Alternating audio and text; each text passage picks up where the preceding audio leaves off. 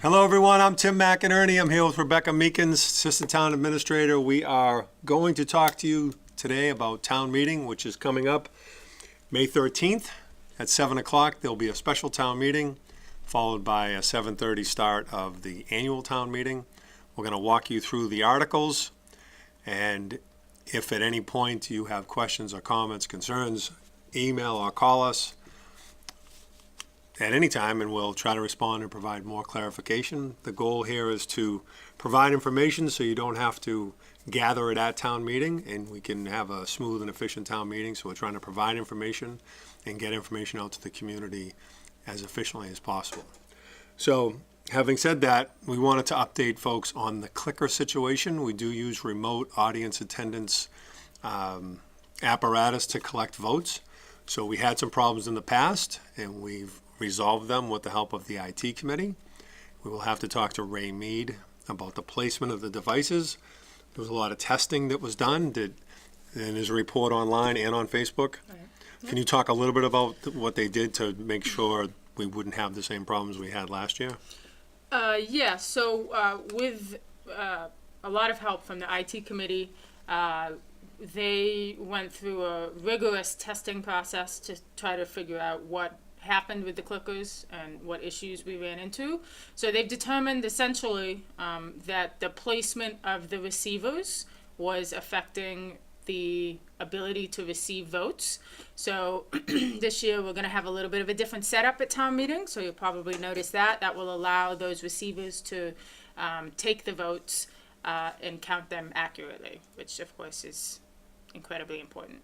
So for folks that want a little bit more detail, like Tim said, definitely go online, read the IT committee's thorough report on the testing that they did.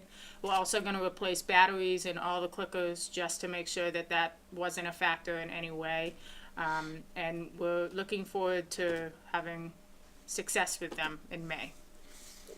And I mean, the ultimate goal with those clickers are just to make sure we can get through town meeting in an efficient manner, but obviously we want to protect the integrity of the votes that we're voting on for the articles, and I think we have that in hand.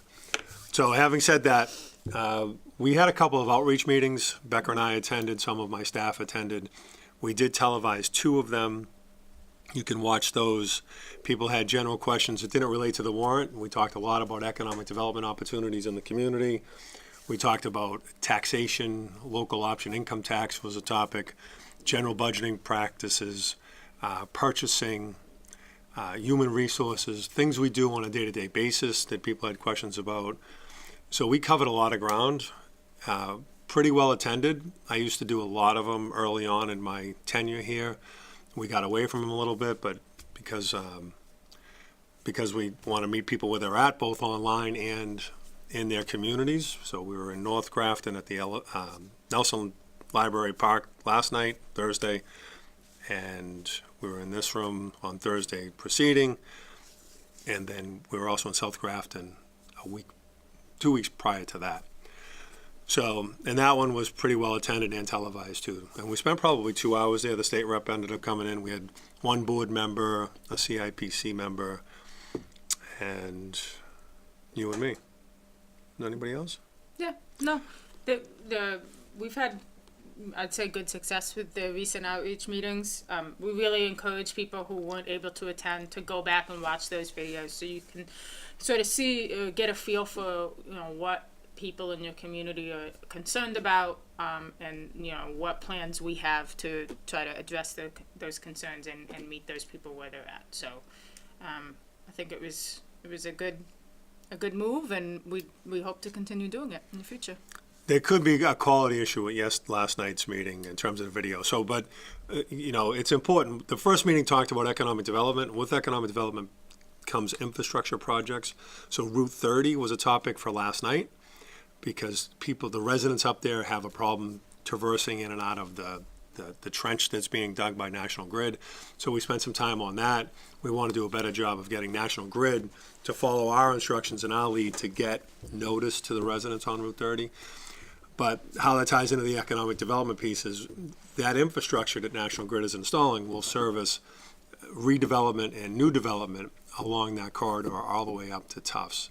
So that's critical. The MassWorks grant that we received in November, that sewer line, sanitary sewer line will be installed over the summer. That will add to both the redevelopment opportunities and development opportunities. Businesses and residents that are on septic now will have an opportunity to tie in to that line, which is obviously an environmental benefit. And then the use of the parcels can be brought to their maximum use and efficiency and effectiveness, which will hopefully yield a more diverse tax base and keep us, from a tax burden perspective, more level than we would have been otherwise.